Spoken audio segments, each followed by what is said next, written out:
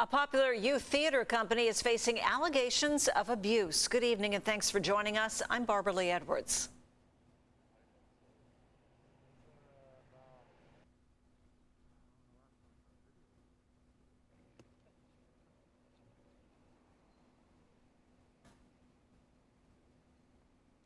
We're having some audio difficulties. I'll pick it up. News 8 is choosing not to name the victims at this point, but several men and women have come forward online saying that they were sexually abused as children while attending Christian youth theater based in El Cajon.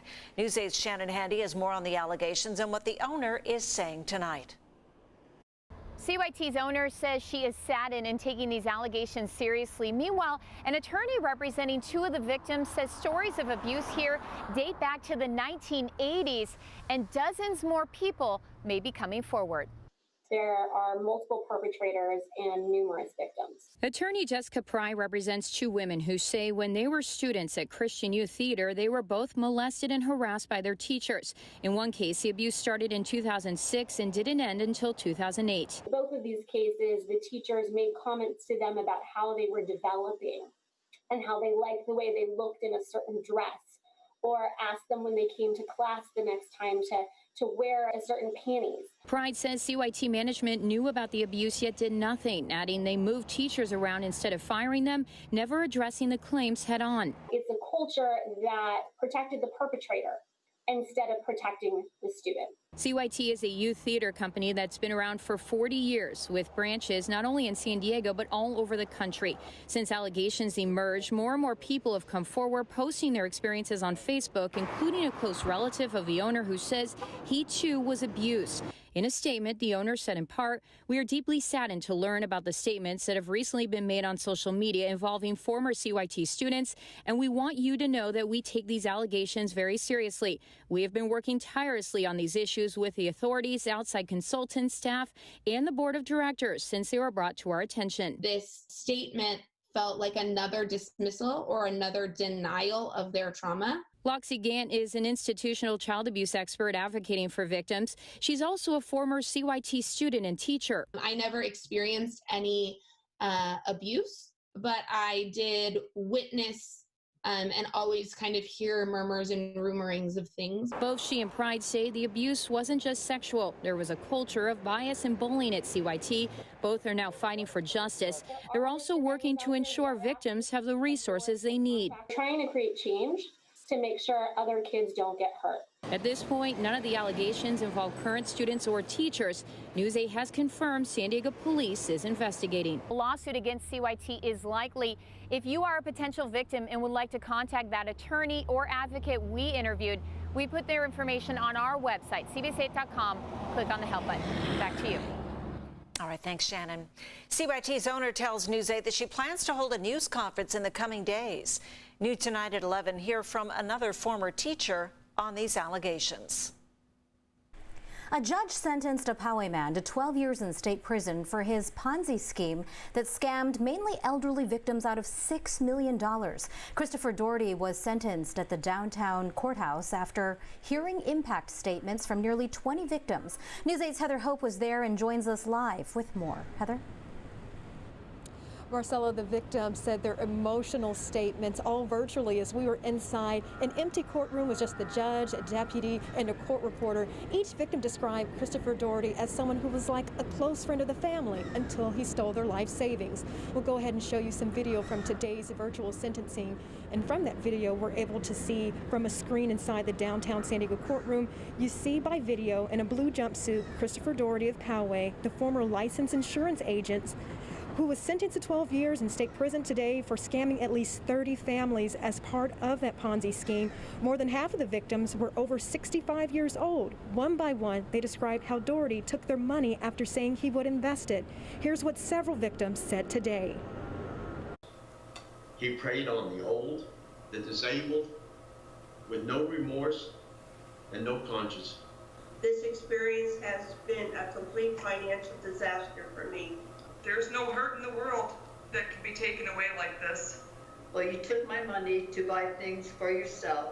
I hope you enjoyed them because now you can. I hope every night in jail you think about the hardships and sorrows you have caused your clients. You should never be given a chance to do this to anyone ever again.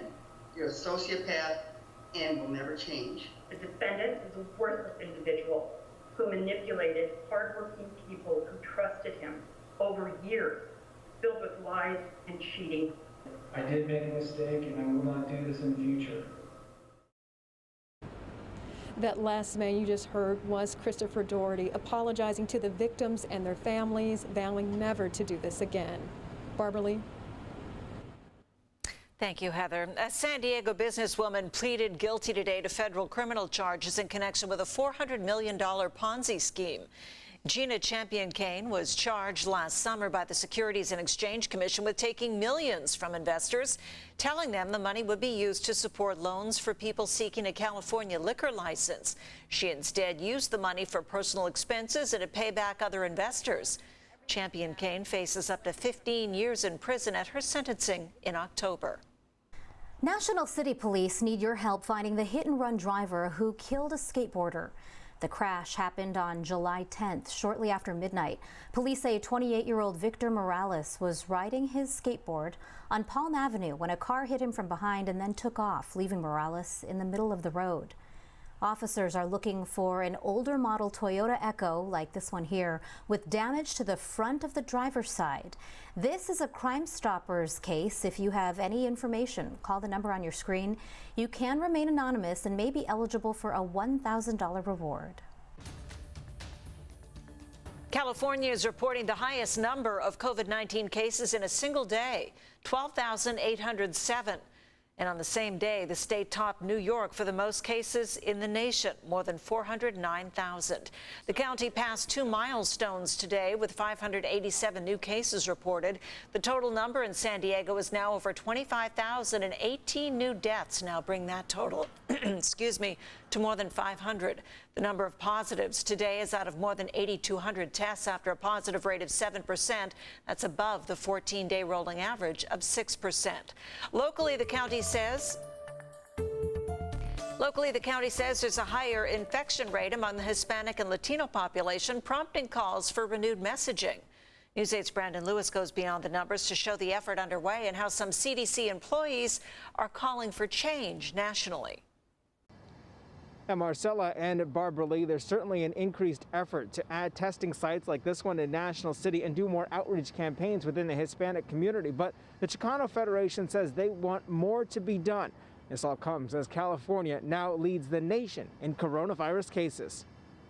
California passed a grim mile marker Wednesday. We now have more coronavirus cases than any other state, including New York, which was once the American epicenter of the virus. If California were its own country, it would have the 5th most cases in the world. It's just another reminder, if I need to remind anybody, of the magnitude of impact that this virus continues to have. Beyond the totals, California still has a lower infection rate than New York when you consider population. That distinction is important when comparing data. Closer to home, the county uses it to look at how the virus is penetrating communities differently, and one reason why the Chicano Federation says Latinos are disproportionately affected. The people paying the highest price right now are the Latino community and communities of color, who are once again disproportionately affected by this because of the systematic failures. So we have to think beyond that, and we have to think about system-wide change in order to be effective. Hispanics and Pacific Islanders have a case rate of more than 1,000 for every 100,000 residents, more than double any other race. Overall, the county saw nearly 155 cases per 100,000 residents, well above the state limit. In order for this metric to return to normal, we would have to have 234 cases or less on a daily basis for 14 days. This comes a week after more than 1,200 CDC employees signed a petition calling on the agency to declare racism a public health crisis. I think we all can agree that racism or social injustice is a public health crisis. I don't think that there is a dispute about that. Since the beginning of this pandemic, we have made outreach to the Latino population as we looked at the data and determined that the Latino population had the largest number of cases associated with this pandemic. The county says it is listening to the feedback and plans to make changes to their outreach campaign as they continue to work to get out the message about the dangers of coronavirus. Marcella and Barbara Lee. All right, Brandon, thanks. A driver crashed into a fire hydrant in Balboa Park today, knocking it clear off and creating a huge mess for one museum.